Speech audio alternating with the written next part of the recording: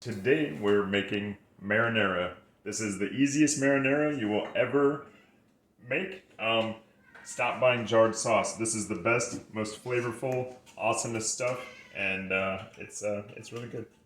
Um, so what we have here, this is about 2 teaspoons of oregano, dried, about a tablespoon of basil, dried. That's about 3 teaspoons. I like the pink Himalayan salt. You can use your favorite salt, sea salt, whatever you want to use, just as long as you taste, salt to taste. I like this kind of pepper, fresh ground. I use these certified San Marzano tomatoes. They're unprecedented.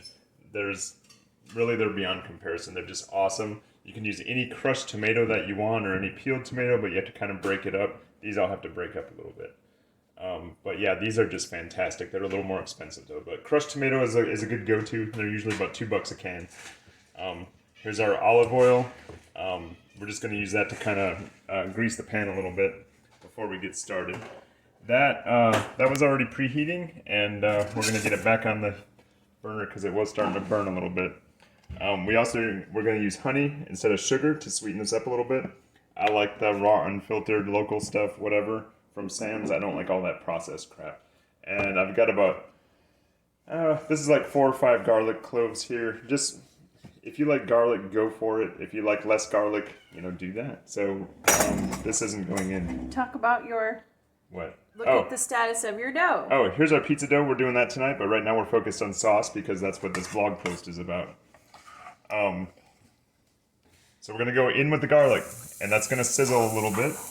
This is on a medium heat. I got it on like a 5 out of, 9? So you don't want to cook this really fast, and you don't want your garlic to burn. What happens if it burns? If it burns, it gets real bitter. There you go. And it's going to ruin your sauce. Mm-hmm. So we're going to let this go for just like a minute or two, seriously. Like, don't overcook it. Like, once it starts to caramelize a little bit, we're going to go in with the tomatoes immediately. And this is actually a little bit hotter than I usually do, so it's going to get there quickly. This is all going to happen very fast. So, ready yourself. Gird your loins. Gird your loins.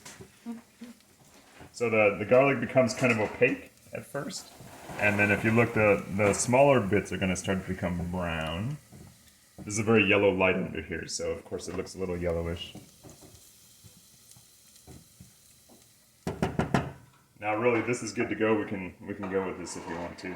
The longer you cook this, the more the flavor develops. But this is about fine, and it's about to start really caramelizing here. Let's do it. Okay. Tomatoes. Watch the splatter. In. I'm gonna scrape that out because these are expensive. They're like $4 a can. Ridiculous. I'm gonna break those up just a little bit just to get us going here. And you notice it just cooled everything off really quickly. It stopped the cooking process, which is good. We want that. What we're gonna do is, yeah, this is very watery. I see what you mean. Okay. Are you filming? Okay. Basil. In.